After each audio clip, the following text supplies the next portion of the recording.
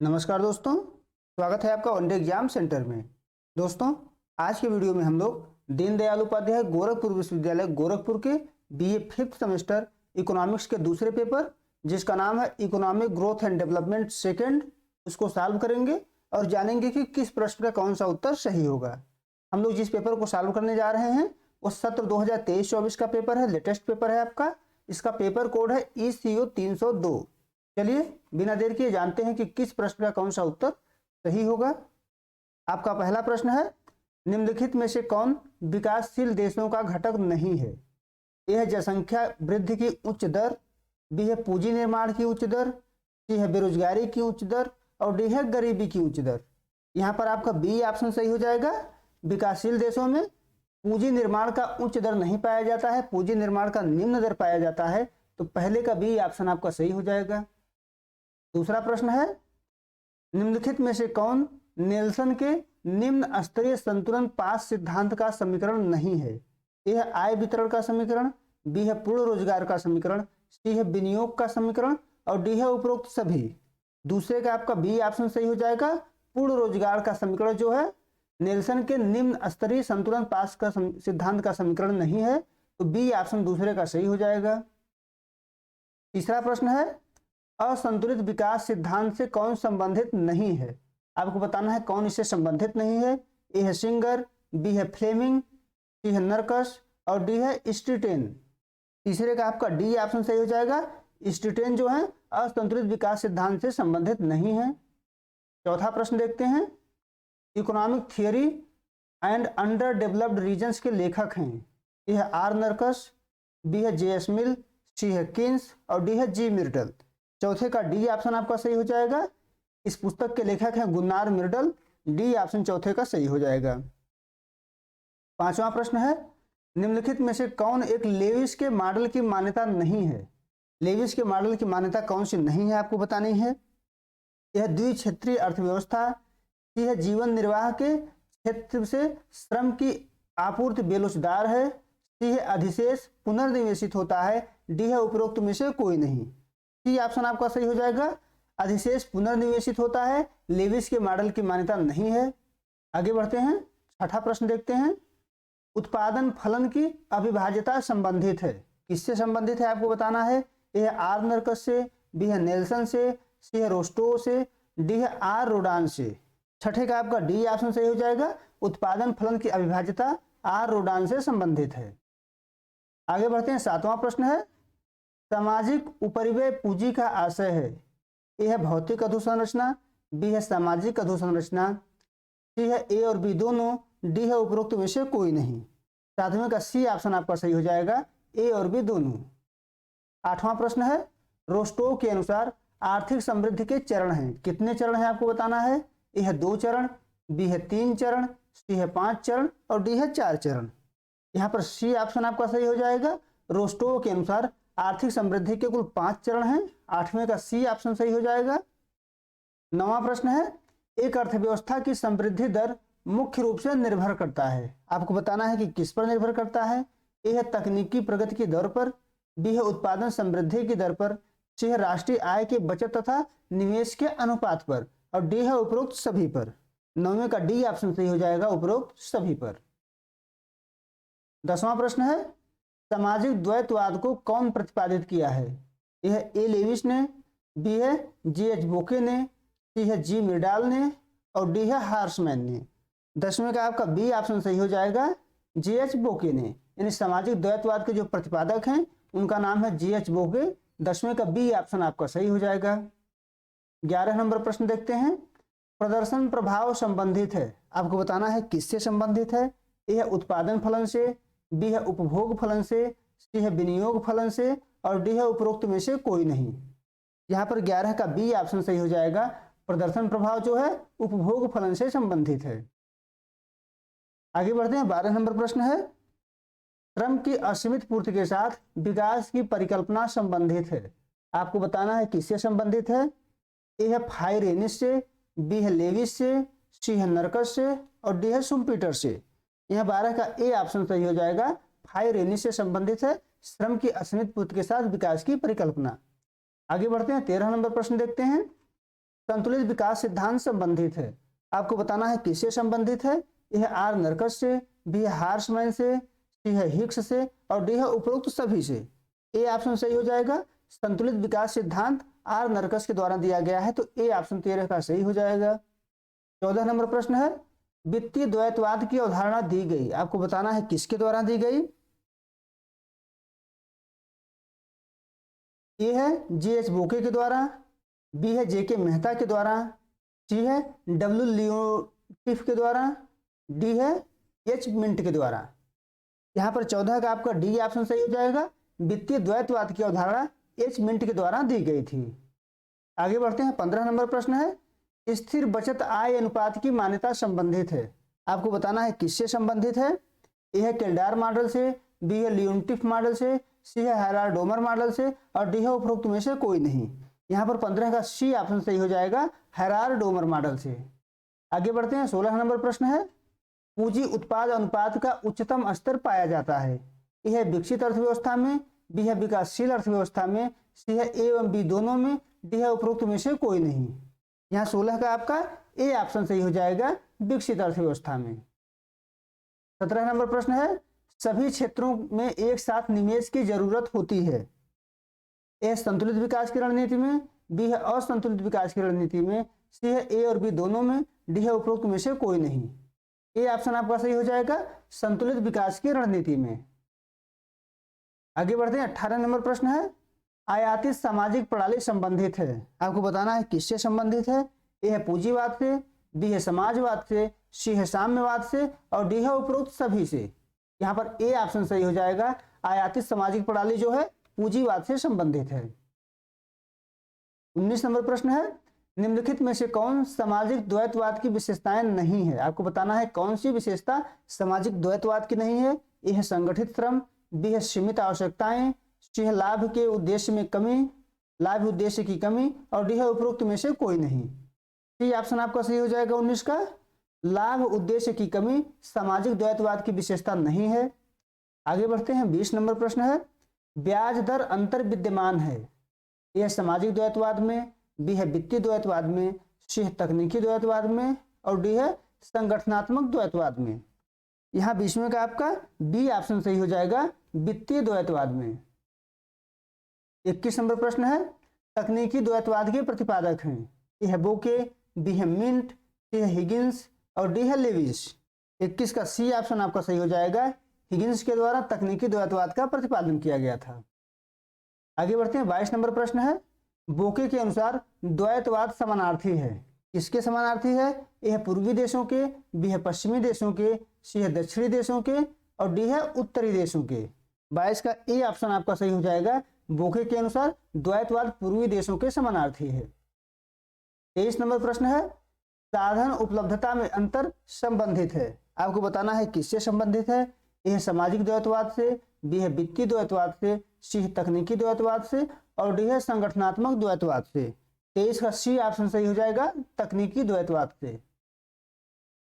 24 number प्रश्न है, निम्नलिखित में से कौन अधोसंरचना का घटक नहीं है। ए है गृह निर्माण, बी है परिवहन, सी है विद्युत और डी है संचार। ए ऑप्शन आपका सही हो जाएगा, गृह निर्माण जो है अधोसंरचना का घटक नहीं होता है। 24 का ए ऑप्शन सही हो जाएगा। 25 नंबर प्रश्न है, हेराल्ड-डोमर प्रारूप के अनुसार समृद्धि दर बराबर है। आपको बताना है किसके बराबर है। तो 25 का आपका सी ऑप्शन सही हो जाएगा, बचत दर बटे पूंजी उत्पाद अनुपात की। आगे बढ़ते हैं। 26 नंबर प्रश्न देखते हैं, निम्नलिखित में से कौन निर्धनता के दुष्चक्र का अवयव नहीं है। ए है पूंजी निर्माण, बी है निवेश, सी है उत्पादकता और डी है ब्याज दर। डी ऑप्शन आपका सही हो जाएगा, ब्याज दर जो है निर्धनता के दुष्चक्र का अवयव नहीं है। आगे बढ़ते हैं। 27 नंबर प्रश्न देखते हैं, निम्न बचत तत्व है। ए है गरीबी के दुष्चक्र के पूर्ति पक्ष का, बी है गरीबी के दुष्चक्र के मांग पक्ष का, सी है ए और बी दोनों और डी है उपरोक्त में से कोई नहीं। सी ऑप्शन सही हो जाएगा, ए और बी दोनों, यानी निम्न बचत तत्व गरीबी के दुष्चक्र के मांग और पूर्ति दोनों पक्ष से संबंधित है। तो 27 का सी ऑप्शन सही हो जाएगा। 28 नंबर प्रश्न है, निम्नलिखित में से कौन विकास का आर्थिक निर्धारक नहीं है। आपको बताना है कि कौन विकास का आर्थिक निर्धारक नहीं है। यह है प्राकृतिक संसाधन, बी है मानव संसाधन, सी है न्यायपूर्ण सामाजिक संगठन और डी है तकनीकी। सी ऑप्शन आपका सही हो जाएगा, न्यायपूर्ण सामाजिक संगठन। 29 नंबर प्रश्न है, मानव पूंजी में विनियोग का अर्थ है। यह शिक्षा पर व्यय, बी है प्रशिक्षण पर व्यय, सी है स्वास्थ्य सेवाओं पर व्यय और डी है उपरोक्त सभी। डी ऑप्शन आपका सही हो जाएगा, उपरोक्त सभी। 30 नंबर प्रश्न है, एक देश गरीब है क्योंकि वह गरीब है, यह कथन दिया है। किसके द्वारा यह कथन दिया गया है? यह है हिक्स के द्वारा, बी है नरकस के द्वारा, सी है रोस्टो ने और डी है रिकार्डो ने। यहाँ 30 का बी ऑप्शन आपका सही हो जाएगा, नरकस के द्वारा यह कथन कहा गया है। 31 नंबर प्रश्न है, प्रत्यस्थ प्रभाव की अवधारणा दी गई, आपको बताना है किसके द्वारा दी गई। यह नरकस द्वारा, बी है मिरडाल के द्वारा, सी है लेविस के द्वारा और डी है बोकी के द्वारा। 31 का बी ऑप्शन सही हो जाएगा, मिरडाल के द्वारा प्रत्यस्थ प्रभाव की अवधारणा दी गई है। 32 नंबर प्रश्न है, हैरार मॉडल में विकास की वांछित दर बराबर होती है, आपको बताना है किसके बराबर होती है। तो 32 का बी ऑप्शन आपका सही हो जाएगा, बचत की सीमांत प्रवृत्ति बटे पूंजी उत्पाद अनुपात के बराबर होती है। 32 का बी ऑप्शन आपका सही हो जाएगा। 33 नंबर प्रश्न है, हैरार मॉडल में बचत फलन का सही रूप है। डी ऑप्शन यहाँ पर सही हो जाएगा आपका, बचत फलन का जो सही रूप है एस टी बराबर बी वाई टी है, तो डी ऑप्शन आपका यहाँ पर सही हो जाएगा। 34 नंबर प्रश्न है, सोलो मॉडल में समृद्धि प्रक्रिया में निम्न में से कौन स्थिर नहीं रहता है। यह है बचत आय अनुपात, बी है पूंजी श्रम अनुपात, सी उपभोग की सीमांत प्रवृत्ति और डी है जनसंख्या वृद्धि दर। यहाँ 34 का ए ऑप्शन आपका सही हो जाएगा, बचत आय अनुपात जो है स्थिर नहीं रहता है। 34 का ए ऑप्शन सही हो जाएगा। आगे बढ़ते हैं, 35 नंबर प्रश्न देखते हैं। चाकूधार संतुलन संबंधित है, किस प्रारूप से संबंधित है। ए सोलो प्रारूप से, बी है काल्डार प्रारूप से, सी है हिक्स प्रारूप से और डी है हैरार्ड प्रारूप से। 35 का जो है डी ऑप्शन आपका सही हो जाएगा, हैरार्ड प्रारूप से चाकूधार संतुलन संबंधित है। आगे बढ़ते हैं, 36 नंबर प्रश्न देखते हैं। क्लासिकल समृद्धि सिद्धांत जुड़ा हुआ है। ए है एडम स्मिथ से, बी है रिकार्डो से, सी है टी आर माल्थस से और डी है उपरोक्त सभी से। डी ऑप्शन आपका सही हो जाएगा, उपरोक्त सभी से। 37 नंबर प्रश्न है, the problem of economic growth के लेखक हैं। ए है डब्ल्यू रोस्टो, बी है आर रूडान, सी है नेल्सन और डी है जी मिरडाल। 37 का आपका डी ऑप्शन सही हो जाएगा, जी मिरडाल के द्वारा इस पुस्तक की रचना की गई थी। 38 नंबर प्रश्न है, निम्नलिखित में से कौन उत्पादन फलन हैरार्ड के समृद्धि प्रारूप से संबंधित है। यह है काप डगलस, बी है बीईएस, से स्थिर साधन अनुपात और डी है प्रावैगिक। यहाँ 38 का जो है सी ऑप्शन आपका सही हो जाएगा, स्थिर साधन अनुपात। आगे बढ़ते हैं, 39 नंबर प्रश्न है, हैरार्ड की तटस्थता के अनुसार लाभ की स्थिर दर पर पूंजी उत्पाद अनुपात होगा, आपको बताना है क्या होगा। यह स्थिर होगा, बी है बढ़ता हुआ, सी है घटता हुआ और डी है शून्य। यहाँ पर 39 का ए ऑप्शन सही हो जाएगा, पूंजी उत्पाद अनुपात जो होगा स्थिर होगा, ए ऑप्शन सही हो जाएगा। 40 नंबर प्रश्न है, करके सीखने की अवधारणा प्रस्तुत की गई, कब प्रस्तुत की गई आपको बताना है। ए है 1962 में, बी है 1988 में, सी है 1862 में और डी है 1963 में। यहाँ पर आपका ए ऑप्शन सही हो जाएगा, करके सीखने की अवधारणा 1962 में प्रस्तुत की गई थी। 41 नंबर प्रश्न है, करके सीखने की अवधारणा दी गई, किसके द्वारा दी गई। जे आर हिक्स के द्वारा दी गई, के एरो के द्वारा दी गई, काल्डार के द्वारा दी गई या रॉबिन्सन के द्वारा दी गई। बी ऑप्शन सही हो जाएगा, करके सीखने की जो अवधारणा थी के एरो के द्वारा दी गई थी। 41 का बी ऑप्शन आपका यहाँ पर सही हो जाएगा। आगे बढ़ते हैं, 42 नंबर प्रश्न है, निम्नलिखित में से कौन प्रारूप आय के वितरण और आर्थिक विकास की प्रक्रिया के बीच संबंध का विश्लेषण करता है। ए है हिक्स प्रारूप, बी है काल्डार का प्रारूप, सी है हैरार्ड का प्रारूप और डी है उपरोक्त में से कोई नहीं। यहाँ पर 42 का बी ऑप्शन सही हो जाएगा, काल्डार प्रारूप। 43 नंबर प्रश्न है, अंतरजात समृद्धि सिद्धांत के प्रतिपादक हैं। ए है रोमर, बी है बामेल, सी है लुकास और डी है उपरोक्त में से कोई नहीं। 43 का बी ऑप्शन आपका सही हो जाएगा, बामेल। यानी अंतरजात समृद्धि सिद्धांत के प्रतिपादक का नाम है बामेल। बी ऑप्शन आपका 43 का सही हो जाएगा। सॉरी दोस्तों, रोमर हैं, तो ए ऑप्शन यहाँ पर आपका सही हो जाएगा। अंतरजात समृद्धि सिद्धांत जो है पाल रोमर के द्वारा दिया गया था। 43 का ए ऑप्शन आपका सही हो जाएगा। 44 नंबर प्रश्न है, निम्नलिखित में से कौन सा समृद्धि सिद्धांत आर्थिक विकास के लिए सार्वजनिक नीति की भूमिका से संबंधित है?